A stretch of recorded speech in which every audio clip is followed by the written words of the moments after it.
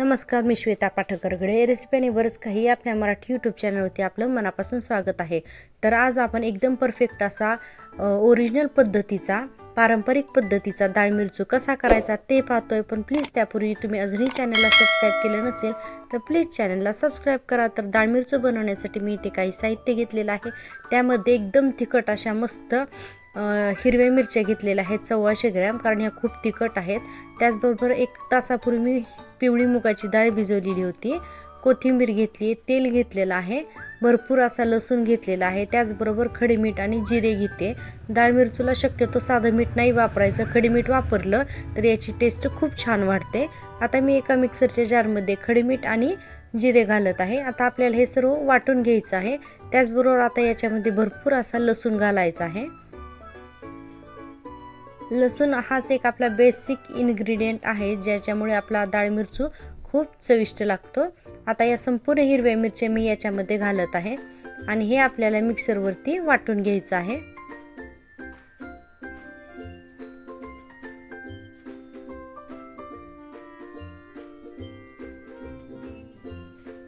तर हे पहा, मिक्सरमधून मी वाटून घेतलेलं आहे.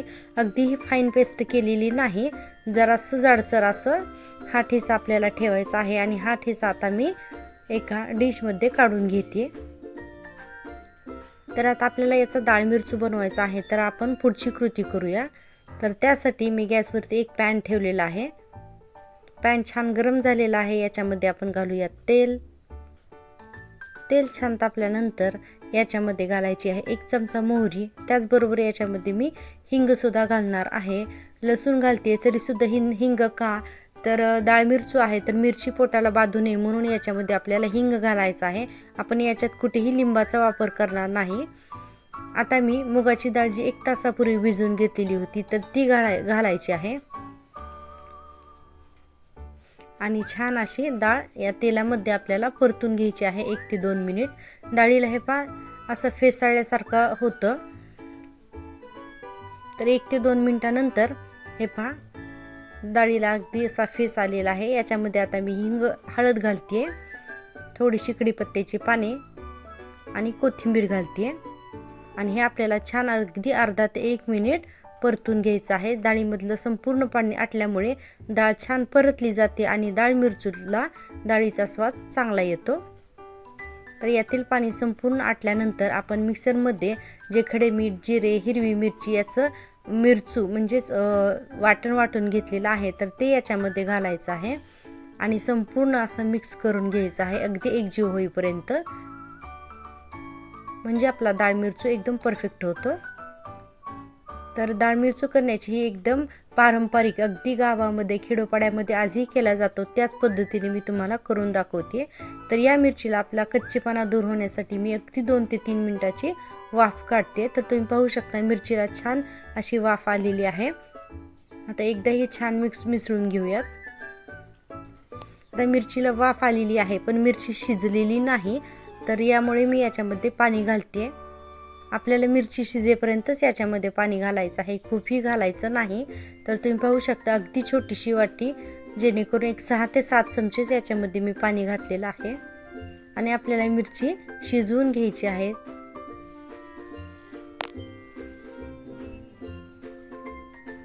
तर यासाठी मी 2 ते 3 मिनिट पुन्हा याच्यावरती झाकण ठेवते. तर 3 मिनिटानंतर आपण पाहू शकता आपली मिरची शिजतच आलेली आहे. पण याला मी संपूर्ण झाकून नाही शिजवायची, कारण काय होतं की मग आपला डाळ मिरचू काळा पडण्याची शक्यता असते. तर पाणी घातल्यानंतर याला मी अगदी 3 ते 4 मिनिटाची वाफ दिलेली होती. आणि आता एकदम मंद गॅस करून हा मी याच पद्धतीने गॅसवरती शिजवून घेणार आहे याच्यातील संपूर्णपणे पाणी आटेपर्यंत. तर 3 मिनिट झालेले आहेत.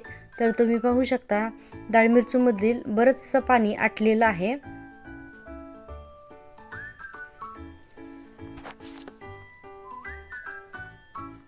तर हे पहा आपला डाळ मिरचू जरासा ड्राय व्हायला लागलेला आहे.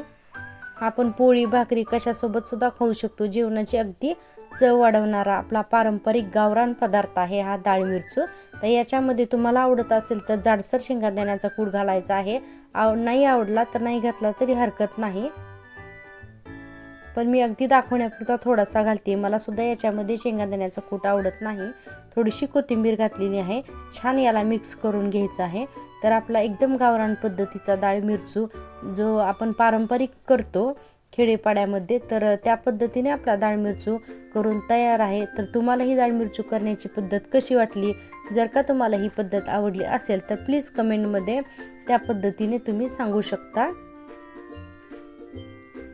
आणि ही जर का रेसिपी तुम्हाला आवडली असेल तर आपल्या रेसिपी आणि बरंच काही या आपल्या मराठी यूट्यूब चॅनलला प्लीज जास्तीत जास्त लाईक, शेअर आणि सबस्क्राईब करा. व्हिडिओ संपूर्ण पाहिल्याबद्दल मनापासून धन्यवाद. थँक्यू.